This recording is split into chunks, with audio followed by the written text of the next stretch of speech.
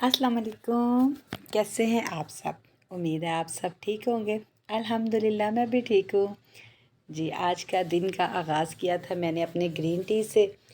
मेरी कोशिश तो यही होती है कि अगर मैं डेली गर्म पानी ना भी लूँ ना, तो एक दिन छोड़ के एक दिन ज़रूर ले लिया करूँ। ये तो सबसे मेन बात तो चलो ये स्मार्टनेस के लिए तो है ही, डाइट के लिए तो है ही, लेकिन ये आपकी वेन्स को भी ओपन कर देता है ना गर्म पानी। तो इसीलिए चिकनाई वाली चीज़ें हो गई या कोई भी ऐसी चीज़ें घर में ही ज़ाहिर है यूज़ तो होती रहती है, खाते तो रहते ही हैं मदर्स तो ख़ास तौर पे। तो बस फिर उनके लिए, सबके लिए बेहतरी यही है, अगर आप जो मर्ज़ी खाते हैं तो फिर नीम गर्म पानी का इस्तेमाल ज़रूर किया करें। ठीक है। ग्रीन टी को मैंने लिया था तो यकीन माने कि इतना अच्छा इसका टेस्ट है ना। मैं डिफ़रेंट टेस्ट लेती रहती हूँ। ये देखिए, मैंने कप पानी गर्म किया, बैग अंदर डाला और उसको कम से कम 5 मिनट के लिए सिर्फ ढाँप के मैंने रख देना है और उसका सारा कलर खुद ब खुद निकल आना। कोई इसको पकाने की ज़रूरत नहीं है। थोड़ा सा मैं इसके अंदर हनी डालूँगी। पकाएँगे आप तो इसका समझ लें आपने सारी जो है फ़ायदे वो ख़त्म कर दिए हैं। पकाए बगैर आपने इसको नीम गर्म पानी में ही बनाना है, बना के तो फिर आपने इस तरह से इसको यूज़ कर लेना है। ग्रीन टी लेने के बाद मैं आ गई थी किचन में, क्योंकि आज मेरा काम थोड़ा सा लंबा था। बना रही थी समोसे और कचौरियाँ बच्चों के लिए, तो मैंने कहा क्यों ना मैं आपको भी इसके साथ शेयर करूँ ये रेसिपी, और साथ में इसको मैं कर रही हूँ सेव। मैं 15 दिन 20 दिन के लिए बना के इकट्ठी भी सेव कर लेती होती हूँ। ज़ाहिर है कि बच्चों ने लंच में भी लेके जानी होती हैं, और फिर ये ठंडे मीठे मौसम में तो बड़ी अच्छी लगती है। ख़ास तौर पे बारिश हो रही हो तो फिर इन चीज़ों का खाने का एक अपना ही मज़ा होता है। कीमा जैसे आप हंडिया बनाते हैं बिल्कुल वैसे मैंने रख दिया था। समोसे भी मैं कीमे के बना रही थी और कचौरियाँ भी आप चाहे तो समोसे आलू के भी बना सकते हैं। कचौरियाँ भी बना सकते हैं आलू की, ये लेकिन कीमे की ज़्यादा मज़े की लगती हैं। तो जैसे आपने घर में हंडिया बनानी है ना, वैसे आपने कीमा बना लेना है। मैंने सिर्फ इसमें ना जो प्याज थे ना वो अच्छी तरह से ब्लेंड करके ना जग में, जूसर ब्लेंडर के जग में, तो फिर डाले थे। इसके साथ कीमा बड़ा जूसी जूसी और अच्छा बनता है। ठीक है ना। बड़ा कीमा था मेरे पास ये बीफ का, तो तकरीबन 1 किलो कीमा था। इसमें मैंने तकरीबन 1.5 पाव प्याज तो डाल ही दिए थे ना। टमाटर, नमक, मिर्च, ये वो सारा कुछ डाल के इसको मैंने पकने के लिए रख दिया था। जब उसका पानी अच्छी तरह खुश्क हो गया था ना, तो फिर थोड़ी सी मैंने अंदर बंद गोभी डाल के उसको भून के उतार लिया था, ठंडा होने के लिए रख दिया था साइड पे। उसके साथ मैं गूंद रही हूँ उसका आटा। 3 कप मैंने मैदा लिया, थोड़ी सी अजवाइन, नमक डाला और इसको घी डाला है मैंने बनास्पति। आपने कोशिश यही करनी है कि इसको ऑयल में बिल्कुल भी नहीं गूंदना। जो टेस्ट इसका घी में है ना वो घी में ही है। घी में मैंने ये देखिए इसको अच्छी तरह से, जो घी है ना उसको मैदे में अच्छी तरह से मैंने रचा देना है। आपने एक मुट्ठी बना के चेक कर लेनी है। अगर तो मुट्ठी बन जाए, वो जल्दी से टूटे नहीं, तो समझ लें आपका परफेक्ट है। नहीं तो आप थोड़ा सा घी और डाल के अच्छी तरह से मसल लें इसको। फिर मैंने इसको नॉर्मल पानी से, रूम टेम्परेचर वाले पानी से ही गूंद लेना। ना तो गर्म पानी चाहिए आपको और ना ही ठंडा पानी चाहिए आपको। ठंडा पानी तो आपने बिल्कुल यूज़ नहीं ना करना।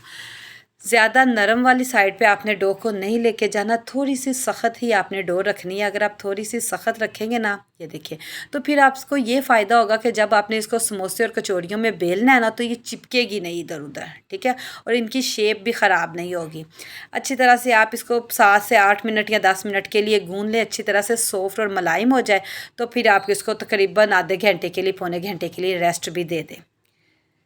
ये देखिए जी, अच्छी तरह से मैंने इसको गूंद लिया। अब मैं इसको बैलेंस करूँगी। बैलेंस करने के बाद मैं इसको रख दूँगी तकरीबन 1 घंटे के लिए या 45 मिनट के लिए, जितना आपके पास टाइम है। इसको रखे हुए तकरीबन 1 घंटा मेरे पास तो तकरीबन हो ही गया था। अब मैं इसके नॉर्मल साइज़ के पेड़े काट लूँगी। आपने एक ही साइज़ के पेड़े करने हैं। उसी के साथ कचौरी तैयार होगी और उसी के साथ ही 2 समोसे भी तैयार हो जाएंगे एक पेड़े के साथ। ये देखिए, इक्वल पेड़े मैं कर लूँगी इसके साथ। ट्रे भर के मेरे माशाल्लाह से पेड़े हो गए थे। सबसे पहले मैं एक पेड़ा लूँगी और इसको अच्छी तरह से बेल लूँगी। इसमें आपने कोई शेप का ध्यान नहीं रखना कि परफेक्टली गोल होना ज़रूरी है, ये इतना इशू वाला नहीं है। ठीक है। इसके अंदर मैं अब फिर बनास्पति घी ही लगा रही हूँ। नॉर्मल मिकदार में लगाना है। तकरीबन आपने 1 टेबलस्पून फुल भर के लगा देना है। मेरे पास थोड़ा थोड़ा सा मेल्टेड था तो इसलिए थोड़ा सा ज़्यादा लगा लिया मैंने टेबल स्पून से, लेकिन तकरीबन 1 टेबलस्पून ही लगा। ये देखिए, मैंने अब इसको दोनों साइडों से फ़ोल्ड कर देना है। दोनों साइडों से फ़ोल्ड करके इसके किनारे आपने अच्छी तरह से दबा लेने हैं। और ये देखिए, ये प्रोसीजर सिर्फ इसलिए है, जो आपकी होती है ना कचौरी, वो क्रिस्पी होती है ना, उसकी लेयरें खुलती हैं, ये उसके लिए हमने करना है। समोसा बनाने के लिए भी मैंने इसको अच्छी तरह से बेल लिया था। हाँ, इस स्टेज पे आपने थोड़ी सी बड़ी रखनी है रोटी समोसे वाली, क्योंकि समोसा जितना बारीक होगा उतना ही क्रिस्पी बनेगा। ये देख लें, इसके किनारे को यूँ मैं अच्छी तरह से दबा दूँगी, क्योंकि अक्सर इसको दबाए ना दो तो ये खुल जाता है। ख़ास तौर पे घर में जो बनाने, वो जो ज़ाहिर है जिनकी फील्ड है, डेली वो काम करते हैं डेली बेस पे, तो उनकी तो और बात होती है ना, लेकिन हमसे फिर ज़ाहिर थोड़े से मसले हो ही जाते हैं। आप किनारे को अच्छी तरह से दबा देंगे तो फिर कभी भी नहीं आपका समोसा खुलेगा। ये देखिए, कीमा मैंने तैयार करके ठंडा होने के लिए रख दिया हुआ था। अब आपकी मर्ज़ी है, आप 1 टेबल स्पून डालना चाहते हैं, आप 2 डालना चाहते हैं, या आप जितना डालना चाहते हैं 1.5 डालना चाहते हैं डाल दें, लेकिन फिर भी थोड़ी सी स्टफिंग हो ना तो फिर ही मज़ा आता है ऐसी चीज़ें खाने का। मैंने 2 टेबल स्पून फुल भर के इसके अंदर डाल दी हैं जो मिक्सचर तैयार किया था कीमा और बंद गोभी का। और ये देखिए, आसानी के साथ मैंने इसका मुँह बंद कर दिया।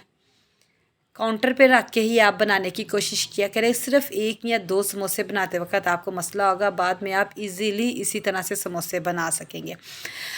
जो घी लगा के मैंने पेड़े करके रखे थे, अब उनको हाथों के साथ मैंने इस तरह से बेल लेना है। ये देखिए, सिर्फ आपने कोशिश यही करनी है कि इसके किनारे आपने अच्छी तरह से बारीक कर लेने। अगर आप किनारे अच्छी तरह से बारीक कर लेंगे ना, तो जब हमने इसको फोल्डिंग करना है तो ये वाला रुख जो होती है ज़्यादा मोटी हो जाती है, तो वो फिर अंदर से कच्चे रहते हैं। इसलिए आप हमेशा किनारे को अच्छी तरह से कर लीजिएगा बारीक। अब मैं इसमें भी स्टफिंग रखूँगी, जितनी आपकी मर्ज़ी है आप उसके मुताबिक ही स्टफिंग रखें। ये देखिए जी, स्टफिंग रखने के बाद अब इसको बंद करने का प्रोसीजर है। ये देखिए, इतने आसान तरीके से बंद कर रही हूँ ना, और यकीन माने ज़रा भी आपकी कचौरी ख़राब नहीं होगी, ना खुलेगी, ना इसमें से मिक्सचर निकलेगा। जो कोने बच गए थे उन्हीं कोनों को हमने एक दफ़ा से फिर से इस तरह से फाड़ लेना है। ये देखिए, इस तरह से अच्छी तरह से इसको पकड़ के और फिर ऊपर से हमने इसको अच्छी तरह से दबा देना है। ये देखें, एक पोटली सी हमने बना देनी है। और ये देखें, जब मैं दबा रही हूँ तो उसकी पोटली को मैं अच्छी तरह से मसल रही हूँ, ताकि ये जो किनारे मैंने पकड़े थे ये अच्छी तरह से बारीक हो जाए।